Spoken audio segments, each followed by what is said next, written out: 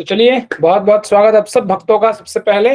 और फिर आज हम लोग आज के गीता ज्ञान के इस सत्र को हम लोग प्रारंभ करते हैं। तो सबसे पहले जो हर दिन हम लोग इतने दिनों से आज आज भगवत गीता का 11वां दिन है, तो आज हम लोग 11वां अध्याय पढ़ेंगे। तो इतने दिनों से हम लोग के बारे में, भगवत गीता का जो महात्म्य है उसके बारे में पहले चर्चा करते हैं कि कैसे भगवान बताते हैं कि हम अपने जीवन में कोई भी कार्य करें, सिर्फ परमार्थ कार्य ही नहीं, चाहे हम अपने वास्तविक जीवन में, अपने भौतिक जीवन में भी कोई भी कार्य करें, यदि उसको भी हम यदि भगवान के भगवत गीता रूपी सूत्र को लेकर हम यदि कार्य करेंगे तो तब भी हमें सफलता मिलेगी। तो इसीलिए इसमें जैसे बहुत लोग, जैसे कल एक किसी ग्रुप में किसी ने एक फीडबैक दिया था कि आप लोगों ने कहा कि थोड़ा मोटिवेशनल होगा सेशन, ये होगा, मतलब लीडरशिप क्वालिटीज मिलेंगी, लेकिन इसमें तो ज्यादा भक्ति के बारे में बात किया जा रहा है।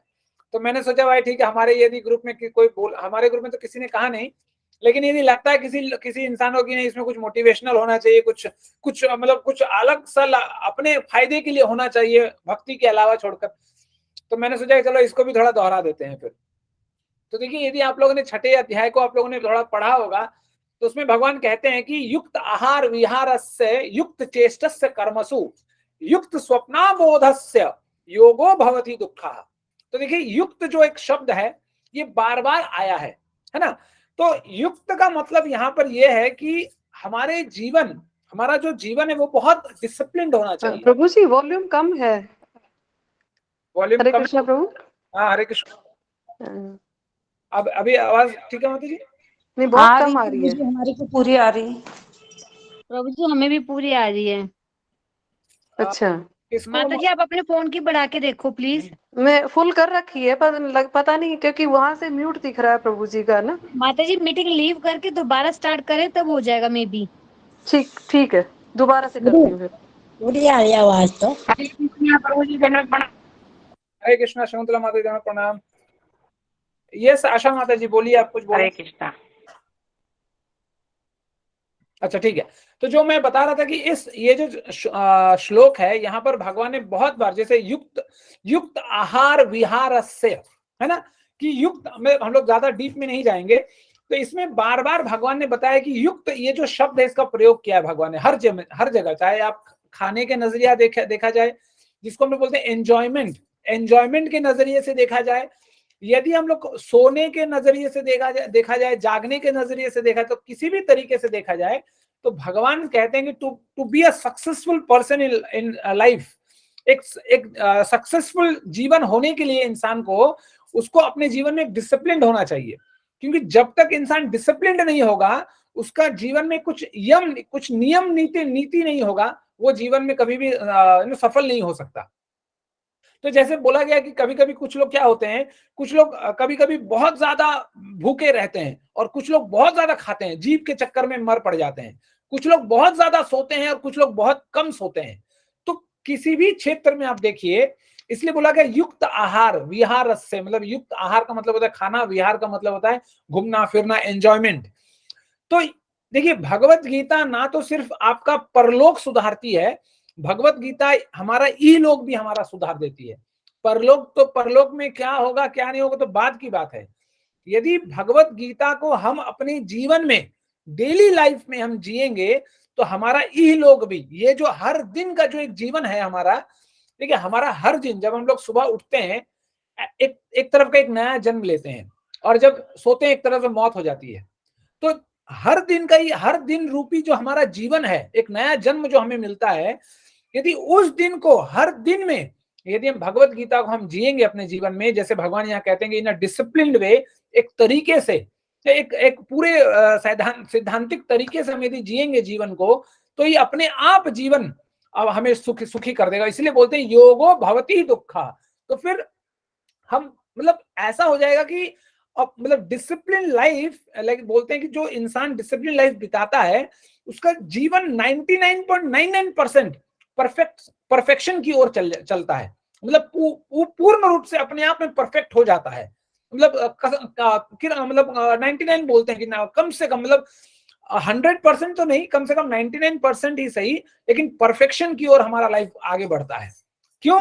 क्योंकि हम भगवान के सिद्धांत को, भगवान के आदर्श को अपने जीवन में डाल रहे हैं। तो इसीलिए भगवान बोलते हैं कि परलोक की तो बात हम लोग बाद में करेंगे, और हम लोग बहुत बार करते भी आए हैं। लेकिन जैसे किसी पता नहीं किसने किया था, जो भी हो, प्रभु जी या माता जी जिसने भी हो, तो उन्होंने जैसे ये सुझाव दिया था कि हमें कुछ मॉडर्न डे टिप्स भी मिलना चाहिए। तो मैं सोचा कि चलो मॉडर्न डे टिप्स अपने ग्रुप में भी मैं दे दूं।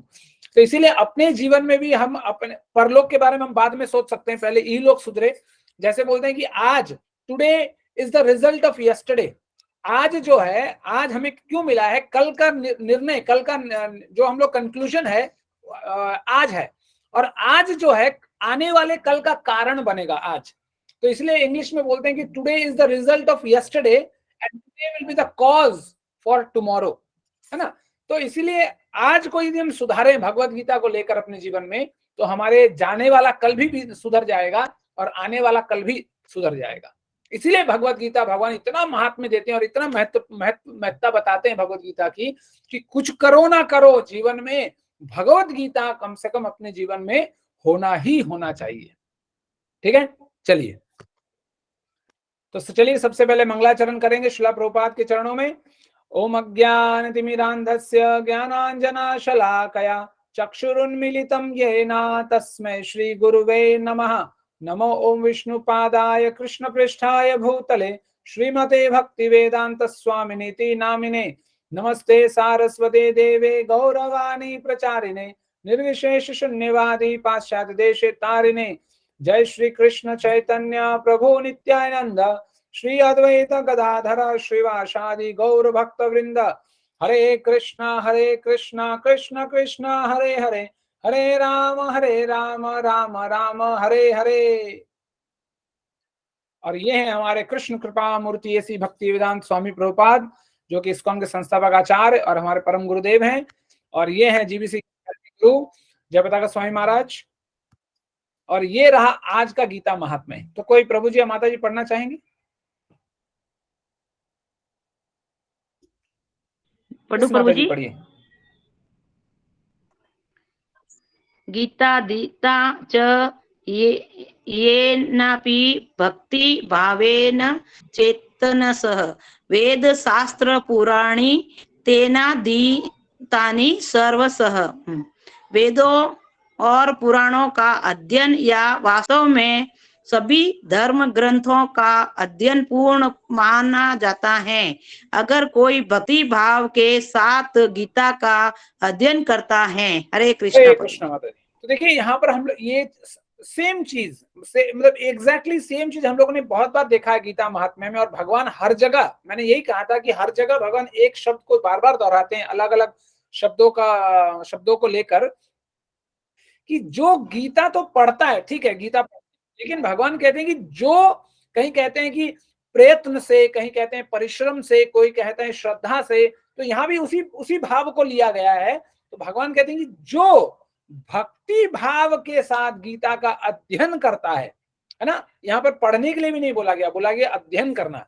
अध्ययन करना उसी को कहते हैं जब ज्ञान विज्ञान बन जाता है, जब थ्योरी प्रैक्टिकल बन जाती है, जब उस ज्ञान को हम अपने जीवन में वास्तविक रूप में हम अपने डेली के जीवन में हम उसको कार्यरत करते हैं, तब वो उसको कहते हैं अध्ययन करना। तब कहते हैं उसको, उस कॉन्सेप्ट को, उस फिलॉसफी को, उस सिद्धांत को, उस दर्शन को हमने अच्छे तरीके से जाना और हमने अमल किया अपने जीवन में। ठीक है, और तब जाकर भगवान कहते हैं, तब ये भगवत गीता हमारे जीवन में, हमें उसका उसूल, हमें उसका प्रभाव क्या होता है भगवत गीता का, वो प्रभाव हमारे जीवन में आएगा जब हम इसको वास्तविक रूप से जिएंगे और अध्ययन करेंगे, और फिर हम उसे अपने जीवन में अमल करेंगे। ठीक है, चलिए। तो ये रहा आज का अध्याय, जो है अध्याय 11, जिसका शीर्षक है विराट रूप। तो यहाँ अर्जुन भगवान को मतलब भगवान अर्जुन को अपना विश्व रूप, अपना विराट रूप दिखाएंगे कि भगवान असल में कैसे दिखते हैं। क्योंकि देखिए, यदि हम थोड़ा सा रिकैप में जाएं और 10वां अध्याय पढ़ें, तो जैसे भगवान ने वहां पर कहा कि मैं ही सूर्य हूं, मैं ही चंद्रमा हूं, मैं ही ऋषि हूं, मैं ही उच्चैश्रवा घोड़ा हूं, मैं ही मेरू पर्वत हूं, सब कुछ, मतलब इन नटशेल सारांश में भगवान ने बोला कि मैं ही सब कुछ हूं। ठीक है, और मैं ही इस पूरे ब्रह्मांड में प्रवेश किया हुआ हूं, भगवान कहते हैं अर्जुन से। तो अर्जुन थोड़ा कंफ्यूज आ जाता है, वो सोचता है कि अरे ऐसा कैसे हो सकता है, भगवान तो मेरे सामने खड़े हैं ज्यों के त्यों। क्योंकि जब ये भगवान बोल रहे थे वो तो मतलब द्विभुज रूप में, भगवान कृष्ण के रूप में, जैसे हम लोग तस्वीरों में देखते हैं, द्विभुज स्वरूप में भगवान उनके रथ पर बैठे थे और उनको उपदेश दे रहे थे। तो जब भगवान ये उनको कहते हैं कि मैं इस प्रकार से पूरे ब्रह्मांड में व्याप्त हूं, तो अर्जुन चकमका जाता है। अर्जुन सोच रहे ऐसा कैसे हो सकता है, आप तो मेरे सामने द्विभुज में खड़े हैं भाई, ऐसा कैसे हो सकता है कि आप पूरे ब्रह्मांड में व्याप्त है। लेकिन जब इतना कुछ, इतना डिटेल, इतना पॉइंट्स भगवान देते हैं, तो अर्जुन सोचता है कि अच्छा ठीक है, जब भगवान बोल रहे हैं तो चलो एक बार देख लेते हैं थोड़ा, है ना। ऐसा लगता है कि अब हॉल में बैठेंगे, है ना, पर्दा में बड़ा बड़ा स्क्रीन में भगवान अपना अपना अपना रूप दिखाएंगे। हाँ, तो अब देखते हैं यहाँ अर्जुन भगवान से क्या कहता है। पढ़िए अंजू माता जी। यस प्रिया माता जी, आपको कहना है। हरे कृष्णा प्रभु, पढ़ू? यस माता जी पढ़िए। तथा तथ त्वमा आत्मनं परमेश्वरः दृष्टम इच्छामि ते रूपम परमेश्वरम पूर्व पुरुषोत्तम। हे पुरुषोत्तम, हे परमेश्वर, यद्यपि आपको मैं अपने समक्ष आपके द्वारा वर्णित आपके वास्तविक रूप में देख रहा हूँ, किंतु मैं यह देखने का इच्छुक हूँ कि आप इस दृश्य जगत में किस प्रकार प्रविष्ट हुए हैं। मैं आपके उसी रूप का दर्शन करना चाहता हूँ। हरे कृष्ण। हरे कृष्ण माता। तो देखिए यहाँ अर्जुन वही सवाल पूछ रहे हैं कि हम आपको वास्तविक रूप में आप मेरे समक्ष देख तो रहा हूं, लेकिन मैं ये भी देखने का इच्छुक है कि आप इस दृश्य जगत में किस प्रकार प्रविष्ट हैं, क्योंकि भगवान ने कहा कि सब कुछ मैं ही हूं। तो अर्जुन जानना चाहता है। और एक देखिए यहाँ पर अर्जुन इसलिए नहीं जानना चाहता है कि वो भगवान के स्टेटमेंट्स पर, भगवान के वाक्यों पर शक करता है, लेकिन यहाँ पर अर्जुन जो है यहाँ पर भगवान की भगवत्ता को स्थापित करता है, भगवान के भगवत्ता को दर्शाता है पूरे दुनिया के लिए। क्योंकि मान लीजिए यदि अर्जुन यहाँ नहीं पूछता कि भगवान अपना विराट रूप दिखाइए, तो भगवान कभी दिखाते नहीं, और अर्जुन के साथ साथ हम लोग भी वंचित रह जाते, इस कलयुग के बद्ध जीव भी वंचित रह जाते भगवान के विराट रूप को देखने में। इसीलिए जब भी कोई आपसे कहे कि मैं भगवान हूं, तो बस उनसे एक छोटा सा रिक्वेस्ट कीजिए कि ठीक है आप भगवान है। जैसे कृष्ण भगवान ने अर्जुन को दिखाया था कि प्लीज आप भी थोड़ा हमको झलक दिखा दीजिए ना एक बार। यदि उन्होंने दिखा दिया तो हम भी उनको भगवान मान सकते हैं, और यदि नहीं दिखा सके तो बोलिए बाजू हटो हवा आन दे, बस बोल के आगे निकल जाना है। ऐसे लोगों से बिल्कुल रिश्ता नहीं रखना है, क्योंकि आजकल मार्केट में बहुत सारे भगवान घूम रहे हैं। ठीक है, तो यहाँ पर अर्जुन को शक नहीं है, अर्जुन जानते हैं कि कृष्ण भगवान है, लेकिन हमारे जैसे बद्ध जीवों के लिए अर्जुन भगवान की भगवत्ता को स्थापित करके ये साबित करना चाहते हैं कि भगवान कृष्ण ही एकमात्र भगवान है, दूसरा कोई नहीं है। बस ये जो श्लोक है ये भगवान की भगवत्ता को ही स्थापित करने के लिए है। ठीक है, चलिए आगे देखते हैं। तो अब क्या होता है कि अब भगवान, जब अर्जुन कहता है कि मुझे आपके भव्य रूप को, आपके विराट रूप को देखना है, तो भगवान कहते हैं कि नहीं, तुम ऐसे मुझे देख नहीं सकते, इसके लिए तुम्हें दिव्य दृष्टि चाहिए। तो भगवान अर्जुन को दिव्य दृष्टि देते हैं। ठीक है, देने के बाद देखिए क्या कहते हैं। कोई पढ़ना चाहेगा? अंजू माता जी पढ़ना चाहेंगी? अब यस प्रिया माता जी पढ़िए। अच्छा अंजू माता जी 7 नंबर आप पढ़ लीजिए, और प्रिया माता जी 8 नंबर आप पढ़ लीजिए। इह कस्थं जगत् कृस्तनम पश्चाद सचराचरम मम देहे गुडाकेश यत् च अन्य द्रष्टुम इच्छसि। न तुम माम शक्यसे द्रष्टुं मनेनेव चक्षुषा दिव्यं ददामि ते चक्षुः पश्यन् मे योगमेश्वरम्। हिंदी में पढ़ो। यस प्रिया माता जी आगे पढ़िए, अनुवाद पढ़िए। अर्जुन, तुम जो भी देखना चाहो उसे तत्क्षण मेरे इस शरीर में देखो। तुम इस समय तथा भविष्य में जो भी देखना चाहते हो उसको यह विश्व रूप दिखाने वाला है। यहाँ एक ही स्थान पर चर अचर सब कुछ है। किंतु तुम मुझे अपनी इन आंखों से नहीं देख सकते हैं, अतः मैं तुम्हें दिव्य आंखें दे रहा हूँ। अब मैं योग ऐश्वर्य को देखो, अब मेरे योग ऐश्वर्य को देखो। हरे कृष्ण माधव प्रणाम। तो देखिए यहाँ भगवान क्या कह रहे हैं, जब अर्जुन ने ये दरख्वास्त किया कि भगवान मुझे देखना है आपके विराट रूप को, तो तत्क्षण, इस शब्द को देखिए, तत्क्षण मतलब भगवान ने कोई प्लानिंग नहीं किया, कोई बड़े बड़े कमिश्नर को, बड़े बड़े पॉलिटिशियंस को नहीं बुलाया कि अरे प्लानिंग करो, 5 ईयर प्लानिंग करो, ये करना है, पंडाल लगाओ, ये लगाओ, वो लगाओ, कुछ नहीं, लाइट्स लगाओ, कैमरे लगाओ, कुछ नहीं। भगवान ने बोला कि इमीडिएटली, तत्क्षण, और वो भी कहा कि तुम जो भी देखना चाहते हो, मतलब फुल ब्लैंकेट अप्रूवल है कि जो भी आपको देखना है, जो भी तुम देखना चाहते हो, तुम्हारा मस्तिष्क में जितनी भावनाएं हैं और जितनी मनोकामनाएं हैं कि तुम किस किस चीज को देखना चाहते हो, उस चीज को मेरे अंदर कैसे देखो, तत्क्षण, इमीडिएटली, उसी समय देख सकते हो। और भगवान क्या कहते हैं, तुम इस समय तथा एक साथ भविष्य में भी जो भी देखना चाहते हो उसको यह विश्वरूप दिखाने वाला है। यहाँ एक ही स्थान पर चर अचर सब कुछ है। तो भगवान कहते हैं कि एक जगह में बैठकर, चाहे भूत हो, वर्तमान हो, भविष्य हो, जो तुम देखना चाहते हो वो सब कुछ इस विराट रूप में तुम्हें दिख जाएगा।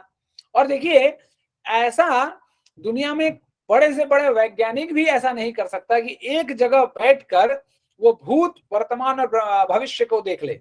वो हो सकता है कि अगले भविष्य को, एक आध चीज को, एक पॉइंट कुछ कर सकता है अपने बहुत सालों, मतलब पूरा जीवन के एक्सपेरिमेंट के आधार पर वो भविष्य की एक छोटी सी कोई बात को बता सकता है। वो भी वो बोलेगा कि ये टेंटेटिव है, ये तो मतलब हो सकता है कि ऐसा हो, लेकिन ऐसा नहीं है कि पक्का बोलेगा कि ऐसा ही होगा, ऐसा भी नहीं। लेकिन इसीलिए बोला जा रहा है कि जो अर्जुन है, जो भगवान का जो भक्त होते हैं, वो भक्त वो कार्य कर सकता है जो बड़े से बड़े वैज्ञानिक भी नहीं कर सकते। इसलिए भगवान अर्जुन को ये साबित करने के लिए, और यहाँ पर भगवान अर्जुन की भक्ति को साबित करने के लिए कि अर्जुन कितना उनको प्रिय है,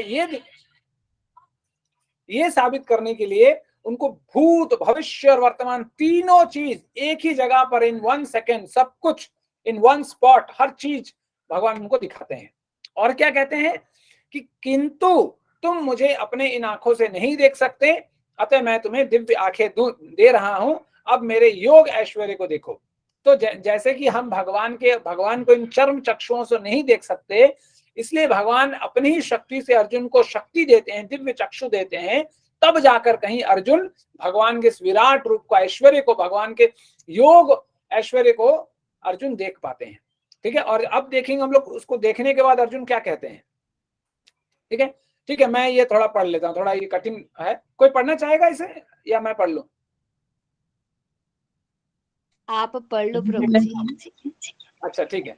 तो यहाँ पर लिखा हुआ, देखिए एक शब्द है, मैं दोहराऊंगा तो उस शब्द को बस आप नोट कीजिएगा। वो एक ऐसा शब्द है जो बार बार इसमें दोहराया गया है।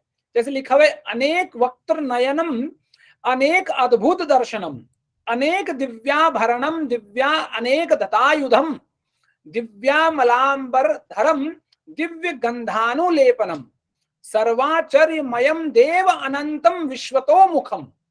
तो अर्जुन ने अब क्या क्या देखा इसके बारे में यहां बताया गया है।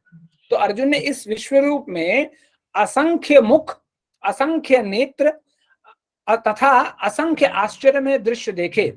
यह रूप अनेक दैवी आभूषणों से अलंकृत था और अनेक दैवी हथियार उठाए हुए थे। हथियार का मतलब होता है आयुध, जो 10वें श्लोक का अंतिम वाला जो श्लोक शब्द है वो बताता है आयुध, हथियार उठाए हुए थे था। यह दैवी मालाएं तथा वस्त्र धारण किए थे और उस पर अनेक दिव्य सुगंधियां लगी थी। सब कुछ आश्चर्यमय, तेजमय, असीम तथा सर्वत्र व्याप्त था। तो देखिए, जैसे भगवान स्वयं कहते हैं कि, जैसे हम लोगों ने अभी मेरे कुछ दिन पहले हम लोगों ने ये श्लोक पढ़ा था कि भगवान स्वयं कहते हैं कि जन्म कर्म अभिदानानि संति में अंग सहस्त्रशः ना शक्यन्ते अनुसंख्यातुम वा अनंत मायापी ही। कि भगवान कहते हैं कि भगवान के जो जन्म कर्म अभिधानानि, जन्म कर्म अभिधानानि का मतलब होता है नाम, है? तो भगवान कहते हैं भगवान के जन्म कर्म और नाम भी अनेक सहस्त्रशः हैं, इसलिए कहते हैं ते शक्यंतु अनुसंख्यातुम, ये असंख्य है, और वाक् तन्वः मायापी ही, और कहते हैं कि फिर मेरे द्वारा भी इसको गिनना असंभव है, मैं भी इनको नहीं जान सकता, गिन नहीं सकता।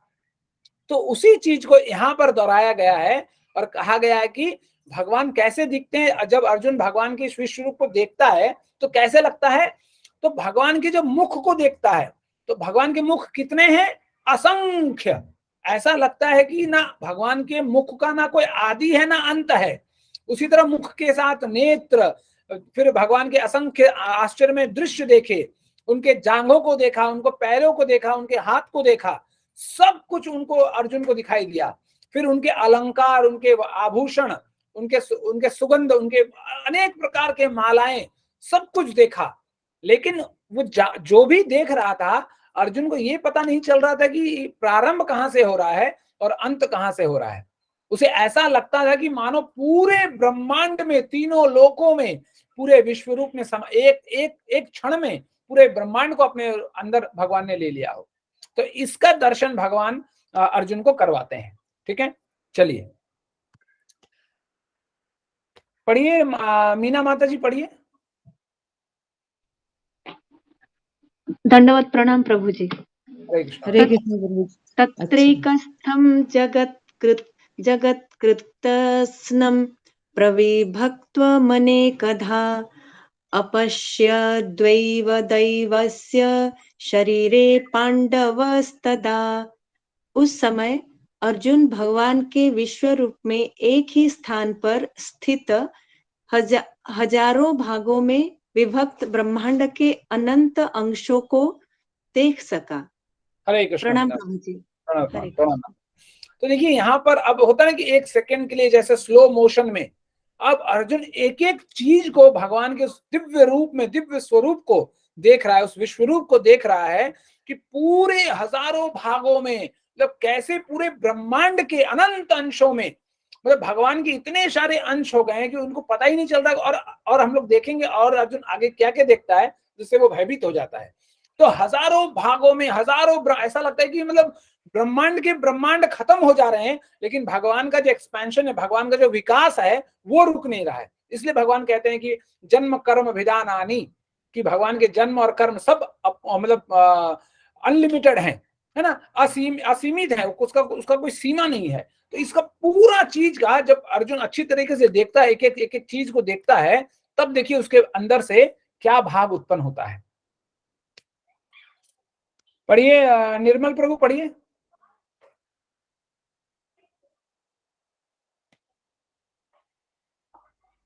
निर्मल प्रभु, हरे कृष्णा।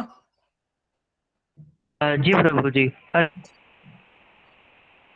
पश्यामि देवासतं देवदेहे सर्वसस्था भूत विशेषगान ब्रह्ममणिष कमलास्तनस्थ वृषिश्रव श्रवानुरंगाश्रव दिव्यानम। अर्जुन ने कहा, हे भगवान कृष्ण, मैं आपके शरीर में सारे देवताओं तथा अन्य विविध जीवों को एकत्र देख रहा हूँ। मैं कमल पर आसीन ब्रह्म, शिवजी तथा समस्त ऋषियों एवं दिव्य सर्पों को देख रहा हूँ। हरे कृष्ण प्रभु जी। हरे कृष्ण प्रभु जी। तो देखिए यहाँ भगवान प्रभु जी। हरे कृष्ण प्रभु जी। तो देखिए यहाँ पर अब अर्जुन कहते हैं कि अब उन्हें भगवान के उस विश्व रूप में क्या क्या दिखाई दे रहे हैं, उनका एक छोटा सा लिस्ट बना रहे हैं वो। तो सबसे पहले क्या बोलते हैं कि सारे देवताओं तथा अन्य विविध जीवों को एकत्र देख रहा है। मैं कमल पर आसीन ब्रह्मा, शिव जी तथा समस्त ऋषियों एवं दिव्य सर्पों को देख रहा हूं। मतलब अर्जुन को उस विश्व रूप में ब्रह्मलोक तक दिखाई दे रहा है ना। जब ब्रह्मा जी को वो दिखाई दे रहा है कमल पर आसीन, मतलब कमल पर आसीन कोई बैठा है, मतलब कमल पर, कमल किसका आसन है, ब्रह्मा जी का आसन है। तो कमल पर बैठे ब्रह्मा जी को, मतलब ब्रह्मलोक तक उसको दिखाई दे रहा है। फिर कहते हैं शिव जी, मतलब कैलाश लोक भी दिख रहा है। फिर कहते हैं समस्त ऋषियों का मतलब है जो हम लोगों ने कुछ दिन पहले 14 भुवनों को देखा था, उन ऊपर के भुवनों में महलोक जनलोक होते हैं, तो उसमें सप्तऋषियां रहते हैं, कोई अलग अलग प्रकार के अलग अलग ऋषि अलग अलग महलोक या जनलोक में रहते हैं। तो वो लोग भी दिख रहा है, मतलब नीचे से उसको सब कुछ दिखाई दे रहा है। और फिर वो कहते हैं कि एवं दिव्य सर्पों को देख रहा है। दिव्य सर्प यहाँ कौन है? दिव्य सर्प और कोई नहीं, यहाँ पे वासुकी को कहा गया है। तो इसका मतलब है कि भगवान कृष्ण के उस विराट रूप में जब वो सर्प को देख सकता है, तो सर्प, वो जो वासुकी सर्प जिसका मतलब छतरी बनकर बैठा है वहां पर, उस गर्भोदक शाही को भी, वो विष्णु को भी वो देख सकता है। मतलब अर्जुन भगवान के इस पूरे विराट स्वरूप में पूरे ब्रह्मांड को, पूरा जो सृजन का जो सिस्टम है, पूरा जो साइकिल है, पूरा मतलब रूट से, मतलब रूट क्या है, जो ब्रह्मा जी हैं, जो पहले सिटीजन है ना, Brahma ji is first citizen of पूरा ब्रह्मांड। तो उनसे लेकर गर्भोदकशाही विष्णु तक सब कुछ उन्हें इस विराट रूप में अर्जुन को दिखाई दे रहा है। ठीक है, चलिए आगे पढ़िए संगीता माता जी।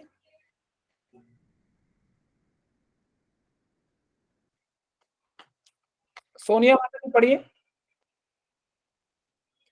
यस। रूप महते बहुवक्ते नेत्रा महाबहु बहु बहु रूपदम बहुदर बहु दष्टा कराल दृष्टा लोका प्रयतितस्था हम। हे महाप्रभु, आपके इस अनेक मुख, नेत्र, बाहु, जांघ, पाव, पेट तथा भयंकर दांतों वाले विकराल रूप को देखकर देवता सहित सभी लोग अत्यंत विचलित हैं, और उन्हीं की तरह मैं भी हूँ। हरे कृष्णा माता जी। तो देखिए, अब अर्जुन ने जब बहुत चीजों का दर्शन अर्जुन ने किया, तो फिर दोबारा वो कहता है कि किस किस चीज का दर्शन उसने किया। तो भगवान के अनख मुख का, अनेक नेत्रों का, अनेक बाहु, जांग, पांव, पेट, सब चीजों का, और फिर भयानक दांतों वाले विराट रूप को देखकर, और वो कह रहे हैं कि आपके विराट रूप वाले दांतों को देखकर भी क्या हो रहा है, देवता गण भी भयभीत हैं, और उनके साथ साथ मैं भी अत्यंत विचलित हूं। मतलब अभी तक जो शो अर्जुन देख रहा था, उस शो को अर्जुन देखकर अब जैसे बोलते हैं ना टाई टाई फिस, तो अर्जुन का भी टाई टाई फिस हो गया अब इस पूरे विराट रूप का शो को देखकर।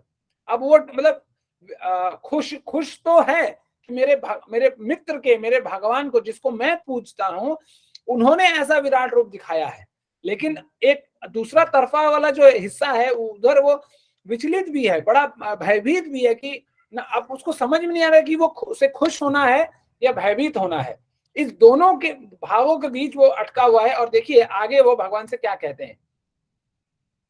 तो यहां पर भगवान से वो कहते हैं कि अमी च त्वाम धृतराष्ट्रस्य पुत्रा सर्वे सहैवाव निपाल संघय भीष्मो द्रोणः सूत पुत्रस्ताशौ सहसा दियेरपि योध मुख्य वक्त्राणि ते त्वर्माणा विशन्ति दृष्टा करालानि भयानकानि केचित् विलग्ना दशान्तरेषु संदृश्यन्ते चूर्णितैरुत मांगै।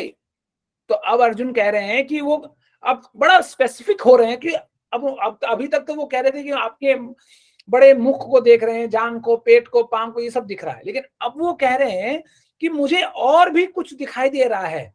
क्या दिखाई दे रहे हैं? तो वो कहते हैं कि धृतराष्ट्र के सारे पुत्र मतलब 100 कौरव अपने समेत समस्त सहकाराओं सहित तथा भीष्म, द्रोण, कर्ण एवं हमारे प्रमुख योद्धा भी आपके विकराल मुख में प्रवेश कर रहे हैं। तो वो देख रहे हैं कि मतलब ये जो कुरुक्षेत्र का जो युद्ध है, वो उस विराट रूप में अर्जुन को लाइव दिखा कि ये युद्ध चल रहा है उधर, है ना। और चल रहा है, फिर क्या हो रहा है, सारे कौरव मर रहे हैं, उनके जितने भी सहकार थे सब उसमें मर रहे हैं। उनके साथ साथ जो दिग्गज लोग थे, भीष्म, द्रोण, कर्ण, और इनके साथ भी कुछ जो दिग्गज लड़ाकू थे, वो लोग भी भगवान के मुख में घुस रहे हैं। और क्या हो रहे हैं, दांतों के बीच चूर्णित हुआ देख रहे हैं। कि मतलब ऐसा लगता है जैसे मान लीजिए कभी कभी आप लोगों ने, यदि कभी आप लोग शमशान घाट गए होंगे, तो जब शरीर को जलाता है, खास करके जब जॉइंट्स जॉइंट मतलब हड्डियों का जॉइंट्स जब जलता है तो जॉइंट देखिएगा फटता है, फट फट करके आवाज आता है। तो उस तरह इसे ऐसा लग रहा है कि और जरा सोचिए कि जब कोई किसी चने को जब हम लोग ग्राइंड करते हैं तो कितना आवाज होता है। तो अर्जुन को उस विराट रूप में 5-5, 10-10 फीट, 5 फीट तो कलयुग में लोग होते हैं, वहां पर 15-15 फीट लोग होते होंगे। तो इतने बड़े बड़े लोग भगवान के दांतों के बीच में, जैसे होता है ना गन्ना, वो जो गन्ने वाला मशीन आप देखते होंगे रोड पे, वो जो ठेला में लेकर चलता है, कैसे हम लोग गन्ने घुसाते हैं बीच में और गन्ने का हाल खराब हो जाता है। तो अर्जुन को ऐसा लगता हो कि वो गन्ने के हिसाब से वो भीष्म, द्रोण और 100 कौरव सब उस मशीन में भगवान के ग्राइंडर रूपी दांतों में जा रहे हैं और सब कड़कड़ कड़कड़ कड़कड़ करते हुए सबका खात्मा होकर भगवान पाउडर बना रहे हैं। तो ये सब कुछ इसलिए भगवान को लिखते हैं कि दांतों के बीच चूर्णित हुआ देख रहा हूं, मतलब पाउडर हुआ देख रहा है अर्जुन सब कुछ। ठीक है, चलिए अब यहां पर भगवान बताते हैं कि आख्याही में को भवानो भवानुग्रह रूपो नमो अस्तु ते देववरः प्रसीदः विज्ञातुम इच्छामि भवन्तमाधम नाहि प्रजानामि तव प्रवृतम। अब अर्जुन कहता है, हे देवेश कृपा करके मुझे बतलाइए। जब उसने ये सीन देखा कि अरे ये ग्राइंडर, भगवान ग्राइंडर मशीन का भी काम कर रहे हैं और सबका खात्मा कर रहे हैं, तो वो अब ये अचंभित हो जाता है और सोचता है कि अरे आखिर में भगवान कौन है। मतलब देखिए 10 मिनट पहले अभी रथ पर दोनों एक साथ बैठे हुए हैं, दोनों एक ही साथ इतने देर से बात कर रहे हैं, इतने सालों का संपर्क है, फिर भी उसका मन इतना विचलित हो जाता है कि अर्जुन भगवान से पूछते हैं कि मुझे बतलाइए कि इतने उग्र रूप में आप कौन हैं। मैं आपको नमस्कार करता हूं, कृपा करके मुझ पर प्रसन्न हो, आप आदि भगवान हैं, मैं आपको जानना चाहता हूं क्योंकि मैं नहीं जान पा रहा हूं कि आपका प्रयोजन क्या है। तो देखिए यहाँ पर ये बताया गया है, जैसे भगवान बताते हैं बहुत जगह कि भगवान को जानना या पाना बात एक ही है। जानना पाना बहुत मुश्किल है और असंभव है। कोई भी इंसान किसी भी तरीके से भगवान को नहीं जान और पा सकता जब तक भगवत कृपा ना हो। तो यही भगवान यहाँ अर्जुन भी वही बोल रहा है कि मैं आपको जानना चाहता हूं क्योंकि मैं आपको नहीं जान पा रहा हूं, और आपका उद्देश्य क्या है वो तो और नहीं जान पाएंगे हम लोग, है ना, क्योंकि भगवान का कर्म क्या है वो भी अनंत है, तो उसको जान पाना भी बड़ा असंभव है। तो यहाँ अब देखिए, अब इस सवाल का जवाब भगवान देते हैं। तो यहाँ भगवान कहते हैं, श्री भगवान वाच कालो अस्मि लोकशय कृत प्रवृद्धो लोकान समाहर्तुम ही प्रवृतः ऋते अपि त्वाम न भविष्यन्ति सर्वे ये अवस्थिताः प्रत्यनिकेषु योद्धा तस्मात् त्वम् उत्तिष्ठः यशो लभस्व जित्वा शत्रुन् भुक्षस्व राज्यं समृद्धम् मये वैते निहता पूर्व मात्रम भाव सव्यसाचिन। तो भगवान कहते हैं कि समस्त जगतों को विनष्ट करने वाला काल मैं हूं, अहम कालो अस्मि, है ना। भगवान जैसे कहते हैं पहला शब्द कालो अस्मि कि मैं काल हूं और मैं यहाँ समस्त लोगों का विनाश करने के लिए आया हूं।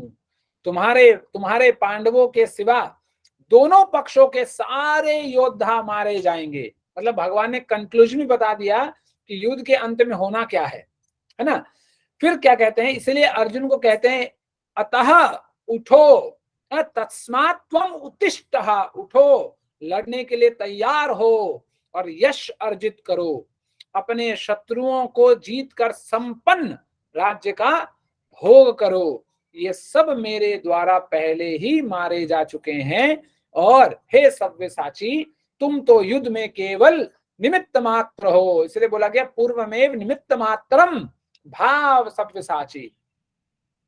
तो सव्यसाची ने एक ऐसा शब्द है जो यहाँ इसलिए इस्तेमाल किया गया है कि ये दर्शाने के लिए इस्तेमाल किया गया कि अर्जुन जो है उसके अंदर स्किल है, उसमें कुशलता है, उसमें दक्षता है, इसमें कोई संदेह नहीं। वो बहुत बड़ा धनुर्धर है और वो मतलब उसके जैसा धनुर्धर दुनिया में कोई नहीं। इस चीज को साबित करने के लिए यहाँ सव्यसाचीन वाला जो शब्द आया इसलिए आया है क्योंकि भगवान स्वयं कह रहे हैं, मतलब भगवान स्वयं कह रहे हैं। इसका मतलब है कि इसमें कोई डाउट का कोई सीन ही नहीं बनता है कि अर्जुन जैसा धनुर्धारी, अर्जुन जैसा योद्धा पूरे ब्रह्मांड में कोई नहीं है। फिर भी भगवान बोलते हैं कि तुम अभी भी बच्चे हो, क्योंकि तुम एकमात्र निमित्त हो इस सब के कारण के लिए। इसीलिए हमें भी देखिए, हम लोग कभी कभी क्या करते हैं, जैसे मान लीजिए मैं यहाँ क्लास दे रहा हूँ, तो कभी कभी हमारे अंदर भी है ना अहंकार आने लगता है कि अरे देखो यार मैं क्लास दे रहा हूँ, है ना, तो थोड़ा अपने आप में थोड़ा लगता है कॉलर उठा लूं कि बहुत बड़ा बात काम कर रहा हूँ। लेकिन हमेशा हमें ये सोचना चाहिए कि जैसे थोड़ा सा स्टैटिस्टिक्स की बात करें तो ये जो पूरा गीता ज्ञान का जो सत्र है ये 9 बार हो चुका है। मैं 6वीं बार से, मैंने अभी तक 4 बार किया है, पहले 5 बार हो चुका था। तो क्या जब से मैंने नहीं किया तो क्या ये सत्र चल नहीं रहा था? चल रहा था, मेरे जगह पे कोई और था। उसी तरह हमें कभी भी किसी समय भी अहंकार नहीं करना चाहिए अपने जीवन में। इसलिए भगवान कहते हैं कि अहंकार इंसान का पतन करवाता है। हमें अहंकार कभी नहीं करना चाहिए कि मेरे द्वारा हो रहा है ना। कुछ लोग सोचते हैं कि हम चले, जैसा कुछ लोग मरते समय भी सोचते हैं, है ना, अंत काले च मामे स्मरण मुक्त्वा कलेवरम, जो हमने पढ़ा था। तो मरते मरते भी सोचते हैं अरे मेरे पत्नी का क्या होगा, पति का क्या होगा, बच्चों का क्या होगा। यदि आपको ऐसा सोच लगता है तो आप जीते जी उन लोगों को देखिए जिनके माता पिता मर चुके हैं, जिनके बच्चे मर चुके हैं, जिनकी पत्नी मर चुकी है, जिनका पति मर चुका है। क्या वो जी नहीं रहे हैं? क्या समाज आपके बिना चल नहीं रहा है? कुछ लोग बहुत बोलते हैं अरे मेरे बिना समाज कैसे चलेगा, मेरे बिना घर कैसे चलेगा, ये चलेगा वो चलेगा। आप सिर्फ निमित्त मात्र हैं। हम लोग जो है एक छोटे से कठपुतली हैं भगवान के हाथ में। बस कोई मतलब हमारे जैसे लोग तो कब आते हैं, कब रहते हैं, कब चले जाते हैं, पता नहीं चलता है। इसलिए यहाँ भगवान इससे बता रहे हैं तस्मात् त्वम् उत्तिष्ठः, इसलिए उठो और सिर्फ अपना कार्य करो। इसलिए बोलते हैं निमित्त मात्र बनो, जो होना है। इसलिए गोस्वामी जी बड़ा सुंदर लिखते हैं और कहते हैं राम किन्ह चाहि सोई होई करे अन्यथा अस नहीं कोई, कि राम जो चाहेंगे, राम ने जो चाह रखा है वही होगा। हमारे और आपके चाहने से कुछ कोई दाल गलने वाला नहीं। जो जिसको जो गलना था, जहां जो होना था वो ऑलरेडी सेट है। हम तो सिर्फ निमित्त मात्र हैं, एक इंस्ट्रूमेंट है ना, बस एक बहाना है कि हमारे द्वारा हो रहा है। लेकिन जो होना है, जो होगा, जो हो चुका है, वो सब भगवान का किया धरा है। इसीलिए हम सिर्फ एक मतलब माध्यम है, उसके अलावा कुछ नहीं।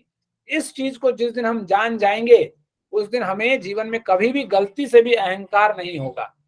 और देखिए कुछ लोग जिनको मोटिवेशन चाहिए, इसलिए भगवान यहाँ कहते हैं, एक शब्द है उन लोगों के लिए, तस्मात् त्वम् उत्तिष्ठः। भगवान कहते हैं कि उठो, उठकर लड़ाई करो। मतलब उस समय उनको, अर्जुन को कह रहे थे वो लड़ाई करो। मतलब यहाँ भगवान कहते हैं कि उठो, अपने जीवन में सो मत, उठो और अपना कर्म करो। बस कर्म करते जाओ, निमित्त मात्र बनो और तुम्हारा यश को प्राप्त करो। बोलते ना यशो लभस्व जित्वा शत्रुं भुंक्ष्व राज्यम समृद्धम, कि उठो, अपना कार्य करो। और जो इंसान अपना कार्य ठीक तरीके से करता है, युक्त आहार विहार से युक्त चेष्ट से कर्मशु, उसके हाथ में सफलता लगती है, इसमें कोई शक नहीं है। तो इसलिए हमें जीवन में भगवान बोल रहे हैं अपने नियत कर्म को भी करने की प्रेरणा दे रहे हैं। इसलिए मोटिवेशन, जिनको मोटिवेशन चाहिए, इनसे हम मोटिवेशन भी ले सकते हैं कि हमें भगवान कार्य करने के लिए हमेशा अपने कार्य में करने के लिए तत्पर रहने के लिए कह रहे हैं। यदि हम कार्य नहीं करेंगे तो हमारा गुजारा भी नहीं हो सकता। ये बात भगवान ने 3वें अध्याय में कहा है। तो इसलिए हम सिर्फ और सिर्फ निमित्त मात्र हैं। इस भगवत गीता को सिर्फ एक कहानी के रूप में किसी ने कुछ कहा था और कोई आपको कुछ कह रहा है, इस भाव से हमें कभी नहीं लेना चाहिए। हमें इससे हमें क्या सीख मिल रही है और किस चीज को हम अपने जीवन में आज से, अभी से हम अपने जीवन में उतार सकते हैं, इस चीज को लेते हुए हमें इसको ग्रहण करना है। क्योंकि भक्ति तत्व और जो आगे वाली ऊंची वाली बात है वो तो क्रमशः ऊपर जाएंगे हम लोग, हाँ, भगवान की कृपा से आगे जाएंगे। लेकिन जो छोटे मोटे जो चीज है, जो शारीरिक रूप में है, शारीरिक स्तर पे है, उन चीजों को हम अभी आज नहीं कल नहीं, अभी हम इन चीजों को ले सकते हैं अपने जीवन में और अपना कार्य करना प्रारंभ कर सकते हैं। और आगे देखेंगे भगवान और कार्य के बारे में क्या बताते हैं। ठीक है, तो सारांश में हमें इतना ही समझना है इससे कि हम सिर्फ और सिर्फ निमित्त मात्र हैं, एक इंस्ट्रूमेंट है भगवान के हाथ में, एक वक्त के हाथ में। क्योंकि देखिए वक्त भी, काल भी भगवान का ही एक स्वरूप है, इसलिए भगवान यहाँ कहते हैं कालो अस्मि, कि काल जो है वो भी भगवान का एक स्वरूप है। तो काल के हाथ में हम सिर्फ एक बोलते ना इंस्ट्रूमेंट, एक इक्विपमेंट है, उसके अलावा कुछ नहीं। इसलिए निष्काम होते हुए अपना कर्तव्य सिर्फ करते जाइए, बिना किसी आशा से अपना जितना ज्यादा हो सके अपना कार्य कीजिए, और जब सही समय पर आएगा जो होना होगा भगवान की इच्छा से सब कुछ ठीक होगा। ठीक है, चलिए पढ़िए नेहा माता जी, पढ़िए। जी प्रभु जी। अदृष्ट पूर्व हिषितो असम दृष्ट्वा भयञ्च प्रव्यथित मनो में तथैव मे दृश्य देव रूपम प्रसीद देवेश जगन्निवास।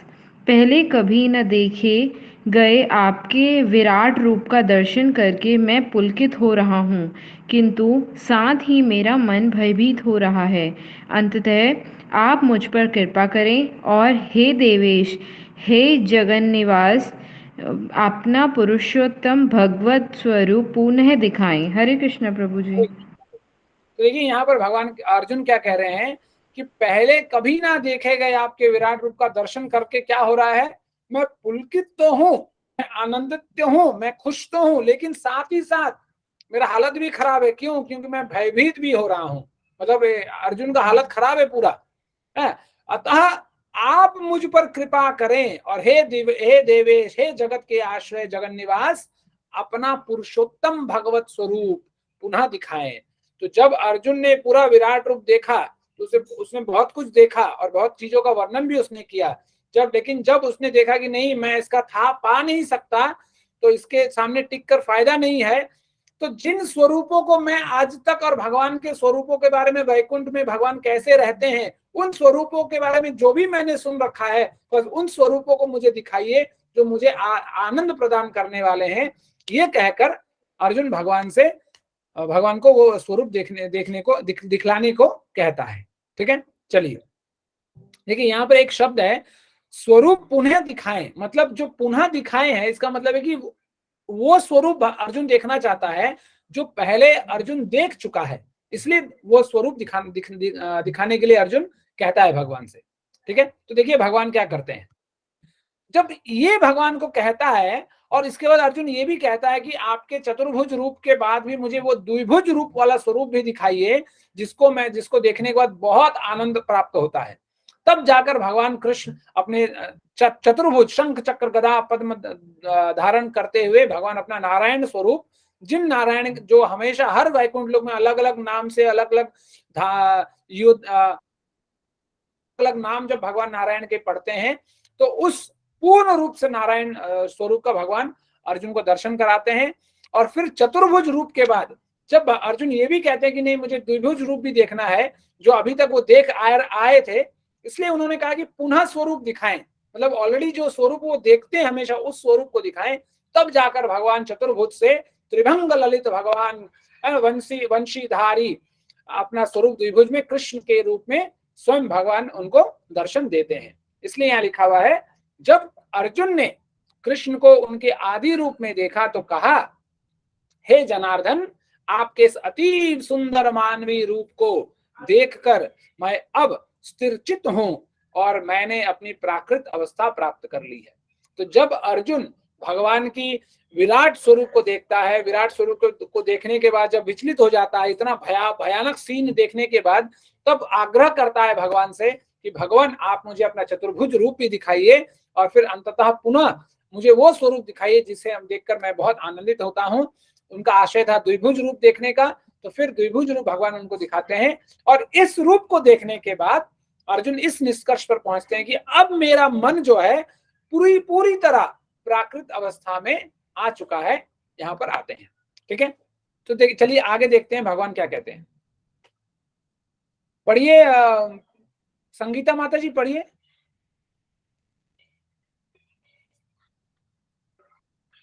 हेमा माता जी, पढ़िए।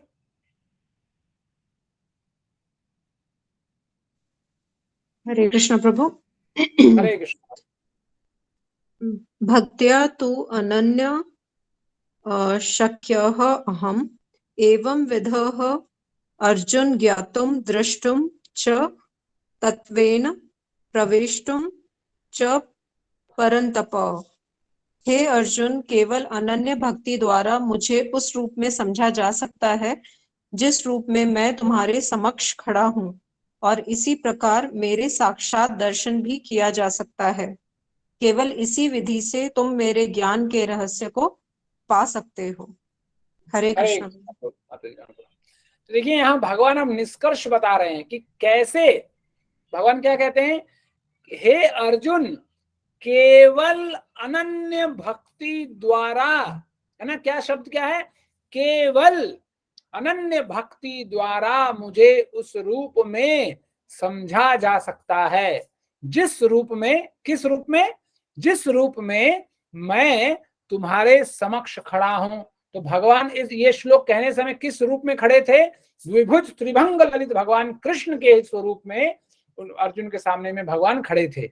तो मतलब यदि भगवान कृष्ण का आश्रय हमें चाहिए तो सिर्फ मात्र एक ही तरीका है जिससे हम भगवान का आश्रय ले सकते हैं, और वो क्या है, अनन्य भक्ति। इसलिए इसको हम लोगों ने बहुत बार देखा है, अनन्य यश्चिन्तयन्तो माम ये जना पर्युपासते अनन्य चेता सततम यो माम स्मृति नित्यशः, है ना, मया आसक्त मनः पार्थ। तो बहुत बार भगवान ने कहा है कि सिर्फ और सिर्फ अनन्य भक्ति से ही हम भगवान को पा सकते हैं। तो भगवान क्या कहते हैं, केवल इसी विधि से तुम मेरे ज्ञान के रहस्य को पा सकते हो। इसलिए एक श्लोक, इस श्लोक में ऊपर का शब्द एक इस्तेमाल हुआ है जहां कहा गया है अहम एव विधो अर्जुन। एव का मतलब होता है ही, कि सिर्फ और सिर्फ भक्ति द्वारा ही हम भगवान को जान सकते हैं और दूसरा कोई तरीका नहीं है। चाहे जितना हम सर पैर हाथ पैर जो भी मारना है मार लें, लेकिन हम भगवान को प्राप्त नहीं कर सकते। यहाँ भगवान ने इसमें बड़ा साफ सुथरा तरीके से, क्यों, क्योंकि ये भक्ति योग चल रहा है ना। ये जो पूरा प्रकरण है 7वें अध्याय से 12वें अध्याय तक का, ये पूरा भक्ति योग का प्रकरण है। तो भगवान यह सूत्र दे रहे हैं कि यदि तुम्हें पाना है मुझे तो भक्ति को ही पकड़ो, दूसरा अन्य कोई तरीका नहीं है। इसलिए हमें जीवन में जहां भी रहें, जैसे भी रहें, जिस भी अवस्था में रहें, भक्ति को हमेशा हमें जीवन में पकड़ना चाहिए। क्योंकि देखिए ज्यादातर क्या होता है, जब अच्छा जीवन रहता है तो खूब बहुत कुछ अगरबत्ती लगाते हैं, धुआं उड़ाते हैं, बहुत कुछ करते हैं, लेकिन जब जीवन में कुछ दुर्घटना घट जाती है, कुछ ऐसा घटना कार्य हो जाता है जिससे हमें दुख होता है, तो सबसे पहले जीवन में क्या छूटता है, क्या किसी का खाना छूटता है, सोना छूटता है ना, शौच करना छूटता है, कुछ नहीं छूटता। ये सब कुछ चलते रहता है, लेकिन जो छूट जाता है वो हमारी क्या है, हमारी भगवत गीता छूट जाती, हमारा भागवत छूट जाता, माला छूट जाती। तो ये सब कार्य छूट जाते हैं कब, जब थोड़ा जीवन में थोड़ा प्रॉब्लम आ जाती है, थोड़ा समस्या आया तो ये सब गया। लेकिन अपने शारीरिक रूप में जो हम करते हैं वो सब कुछ उसी तरह चलता है। तो इसीलिए भगवान कह रहे हैं जब अपने शारीरिक रूप में तुम वो करते हो तो फिर आध्यात्मिक को क्यों नहीं पकड़ के रखते। तो यहाँ पर भगवान उसीलिए कह रहे हैं कि सिर्फ भक्ति से ही कार्य होगा, और भक्ति एक दिन में जागृत नहीं होगी, हो सकता है एक दिन में, लेकिन वैसा इंसान भी होना चाहिए, वैसा भक्ति भक्त भी होना चाहिए जिसके अंदर में भक्ति एक दिन में उत्पन्न हो जाए और वो आत्म साक्षात्कार को प्राप्त हो जाए। लेकिन हम मेरे लिए तो ये संभव नहीं है, इसलिए हम लोग साधन भक्त हैं, और धीरे धीरे जैसे प्रभुपाद कहते हैं कि क्रमिक विकास करते हुए हमें भक्ति के उस भक्ति के लिए योग्य होना है।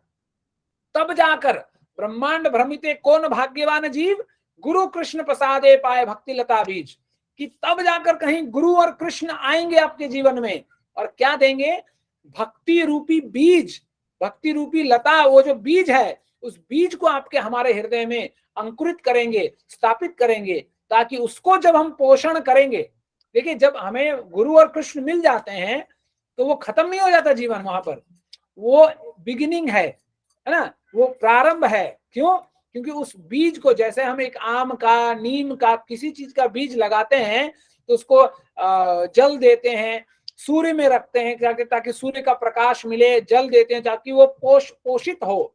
उसी तरह जब हमारे अंदर में भक्ति रूपी बीज अंकुरित हो जाती है गुरु और कृष्ण की कृपा से, तब हमें उसे कैसे पोषण करना है?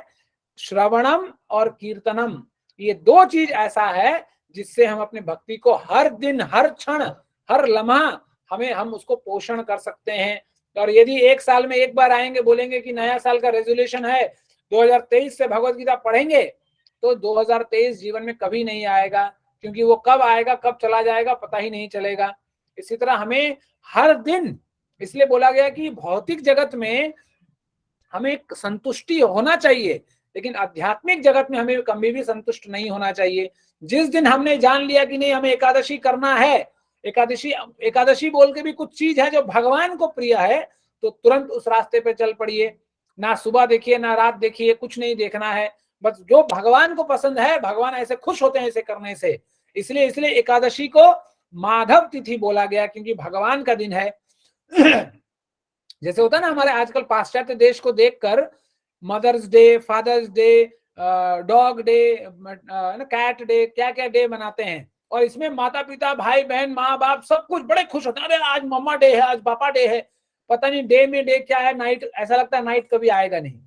तो ये जो एकादशी है, ये एकादशी और कोई नहीं, ये माधव तिथि है, ये कृष्णा डे है। इसलिए एकादशी करना बहुत जरूरी है। हर दिन, आज एकादशी, आज आपको पता चला नहीं एकादशी करना है, तो अगला जब भी आएगा वैष्णव कैलेंडर, एक एप्लीकेशन है, उसको इंस्टॉल कीजिए, उसमें आपको अपने आप चल जाएगा कि कब एकादशी आने वाली है। तो एकादशी करना बहुत महत्वपूर्ण है। इसलिए भक्ति एकादशी जो है भक्ति का एक अंग है, इसलिए मैं थोड़ा एकादशी पे बोल गया कि हमें भक्ति से ही हमें भगवान की प्राप्ति हो सकती है, दूसरा कोई उपाय नहीं है। ठीक है, चलिए अब यहां भगवान क्या कहते हैं? मत कर्म कृन मत परमो मत भक्तः संग वर्जितः निवैरः सर्वभूतेषु यह स मामेति पांडव। हे अर्जुन, जो व्यक्ति सकाम कर्मों तथा मनोधर्म के कलमश से युक्त होकर मेरी शुद्ध भक्ति में तत्पर रहता है, क्या करता है? मेरी शुद्ध भक्ति में, भगवान की शुद्ध भक्ति में तत्पर रहता है, जो मेरे लिए ही कर्म करता है। हम लोगों ने 9वें अध्याय में पढ़ा था, क्या पढ़ा था? कोई बता सकता है? 9वें अध्याय में हम लोगों ने इसके लिए क्या पढ़ा था? कौन बताएगा? जल्दी से बताइए। जो मेरे लिए ही कर्म करता है, इसके लिए हम लोगों ने क्या पढ़ा था 9वें अध्याय में? परम मन मना भक्ति। कर्म से क्या पढ़ा था हमने 9वें अध्याय में? परम गु ज्ञान प्रभु। वो तो शीर्षक है माता जी, वो तो पूरा अध्याय ही है उसका। लेकिन कर्म को लेकर हम लोगों ने क्या पढ़ा था उसमें? भगवान क्या कहते हैं? कर्म को क्या करना चाहिए हमें? कर्म करना चाहिए प्रभु जी। कर्म करना चाहिए, वो तो तीसरे अध्याय में बोला गया। लेकिन कर्म को क्या, कैसे करना चाहिए, क्या बोला गया इसको लेकर 9वें अध्याय में? भक्तिमय चिंतन, नमस्कार, पूजा, भक्ति, यही सब। हाँ, चिंतन, भक्ति, वो सब। लेकिन कर्म को लेकर क्या कहा गया? वो तो मन मना भव मत भक्तो मत्याजी माम नमस्कुरु, आप वो जो बोल रहे हैं, अनन्य भाव से भक्ति करने के लिए। अब वो तो भक्ति के लिए, लेकिन यहाँ कर्म लिए लिखा हुआ है, जो मेरे लिए ही कर्म करता है। भगवान प्रभु जी, हम सब काम कर्म, ईर्ष्या नहीं करना है, ईर्ष्या नहीं करना है। भगवान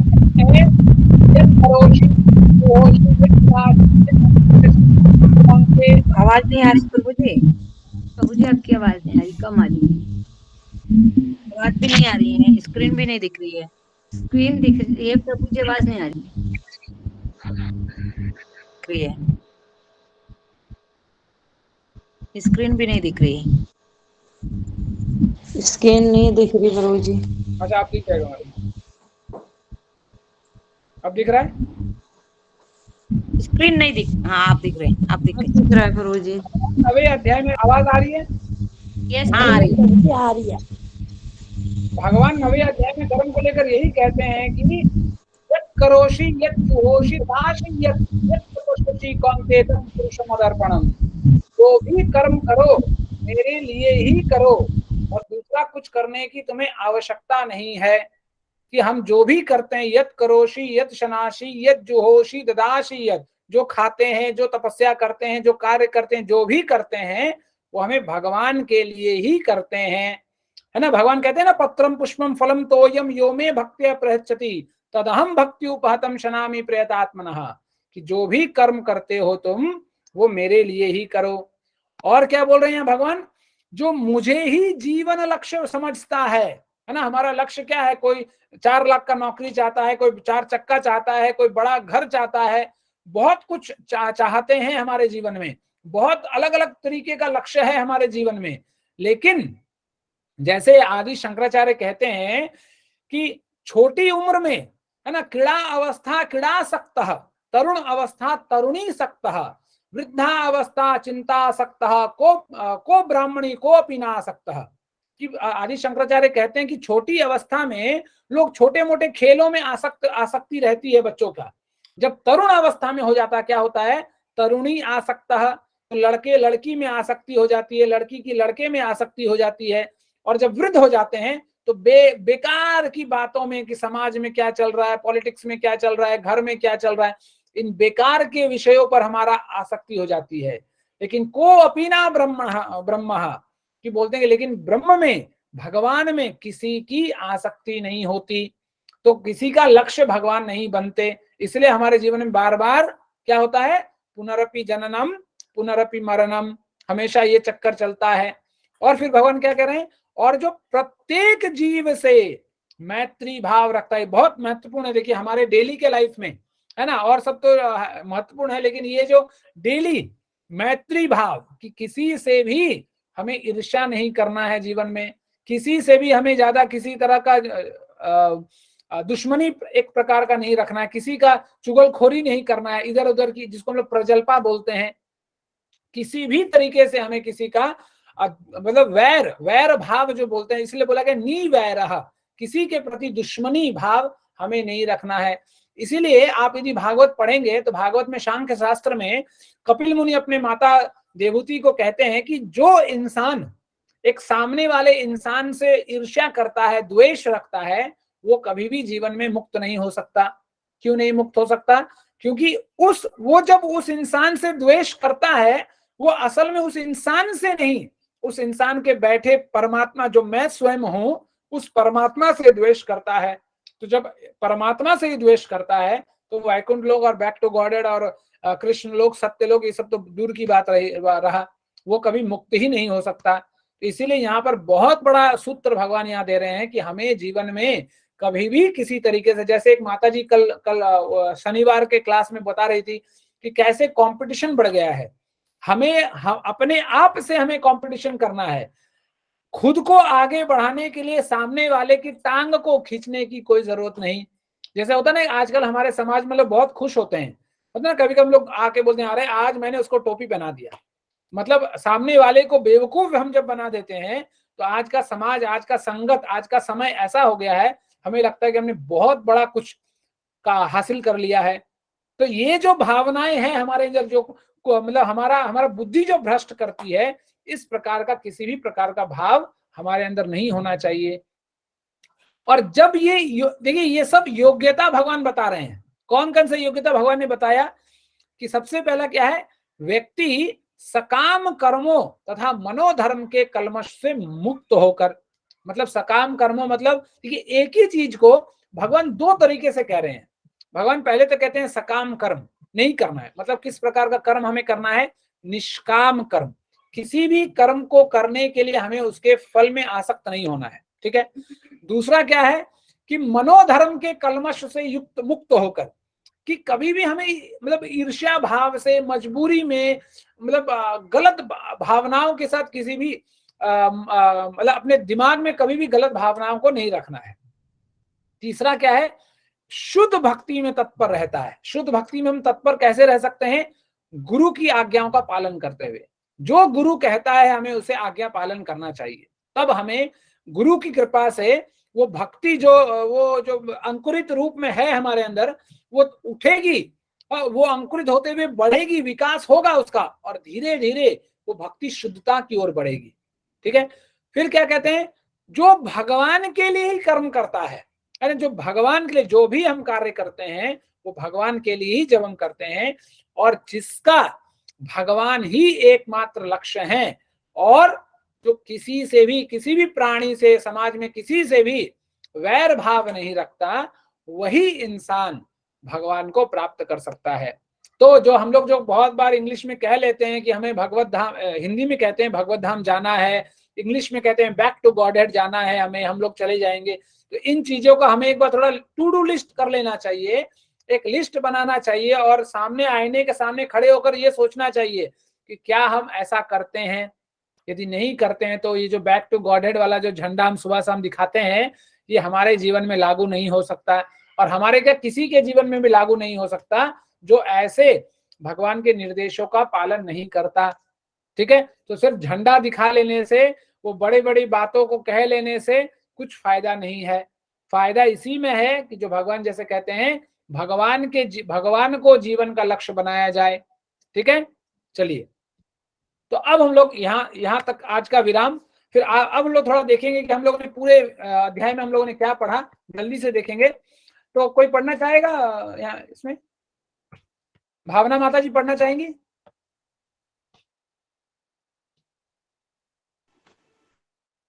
पढ़िए अंजू माता जी, पढ़िए। शकुंतला, हरे कृष्णा प्रभु। हाँ यस जी, पढ़िए। कौन पढ़ रहा है? पढ़िए हाँ, माता पढ़ो जी, माता आप जी, पढ़िए पढ़िए। पढ़िए। अर्जुन भगवान के विश्व रूप को देखना चाहता है। संजय का विवरण और अर्जुन के प्रश्न। पहले पॉइंट में है, अर्जुन भगवान के विश्व रूप को देखना चाहता है। अर्जुन ने कृष्ण से अनुरोध किया कि वे उन्हें सर्वव्यापी विश्व रूप दिखाए। कृष्ण विशेष दृष्टि प्रदान करते हैं। दूसरा है संजय का विवरण और संजय के प्रश्न। अर्जुन ने देखा कि कृष्ण का विश्व रूप। सबसे पहले जब विश्व रूप देखता है जो महान प्रकाश के साथ अथाह है। फिर उन्होंने कृष्ण के भयावह काल रूप को देखा। अर्जुन ने कृष्ण से पूछा, कौन? मिशन। तीसरा है, कृष्ण ने अर्जुन को उत्तर दिया, मैं काल हूँ, मैं सब कुछ नष्ट करने आया हूँ, तुम मेरे निमित्त बनो। चौथा है अर्जुन की प्रार्थना, माफी मांगी, उन्होंने कृष्ण की महिमा गाई। कृष्ण ने दिखाए चतुर्भुज और 2 हाथ वाले रूप। हरे कृष्ण माता जी। देखिए, ये सब कुछ हम लोगों ने देखा कि कैसे अर्जुन को भगवान विराट रूप दिखाते हैं, और जब विराट रूप को देखता है तो वो विचलित हो जाता है। विचलित होने के बाद अर्जुन भगवान से पूछता है कि आप कौन हैं और आप किस मिशन से आए हैं, आप करना क्या चाहते हैं, आपका प्रयोजन क्या है, ये पूछते हैं भगवान से। तो फिर भगवान उत्तर में बताते हैं कि अहम कालो अस्मि, कि मैं काल हूं और सबका विनष्ट करने आया हूं, और तुम मेरे निमित्त बनो। फिर ये सोचकर, ये जानकर कि भगवान कृष्ण ही विराट रूप दिखा रहे हैं और कृष्ण ही भगवान है, ये सोचकर अर्जुन भगवान से माफी मांगता है। फिर उनकी महिमा गाता है, स्तुति करता है भगवान की, और उसके बाद भगवान अपना चतुर्भुज और त्रिभंग ललित द्विभुज भगवान अपना स्वरूप अर्जुन को दिखाते हैं। ठीक है, तो ये तो था आज का सत्र।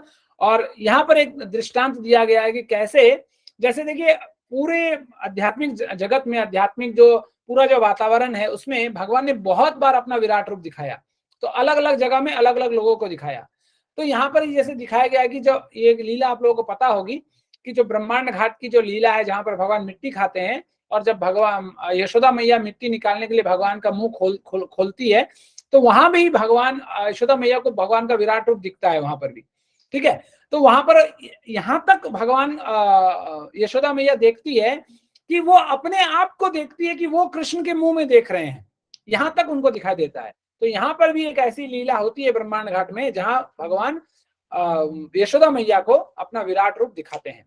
तो इसलिए देखिए, भगवान को कभी ये नहीं सोचना चाहिए कि भगवान बच्चे हैं तो कुछ नहीं कर सकते, है ना, क्योंकि हम लोगों ने देखा कि 7 दिन की उम्र में भगवान ने पूतना को मारा। तो भगवान छोटे हैं तो क्या हुआ, लेकिन उनकी जो भगवत्ता है हर समय विद्यमान रहती है।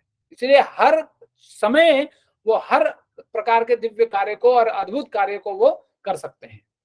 ठीक है, और एक जगह इसी अध्याय में 11वें अध्याय में भगवान एक जगह कहते हैं, अर्जुन कहते हैं इनफैक्ट, कि हे हृषिकेश, आपके नाम के श्रवण से संसार हर्षित होता है और सभी लोग आपके प्रति अनुरक्त होते हैं।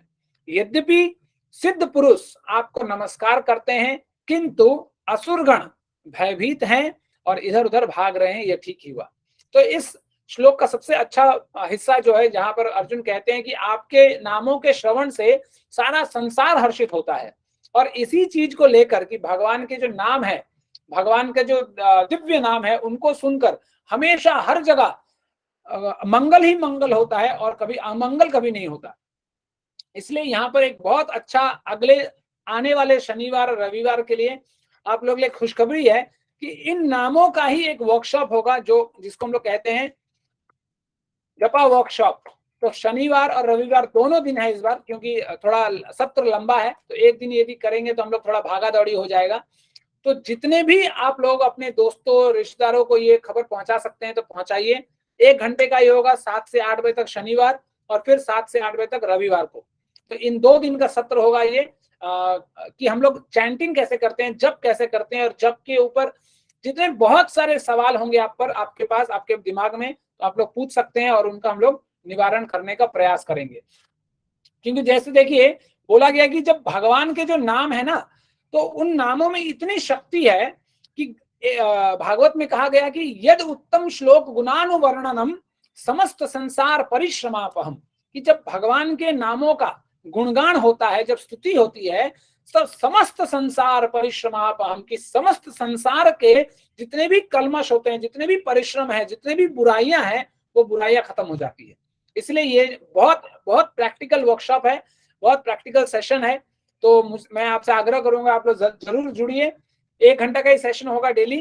तो उस दिन हम लोग चैंटिंग के ऊपर कि कैसे हमें जप करना चाहिए, इस चीज के ऊपर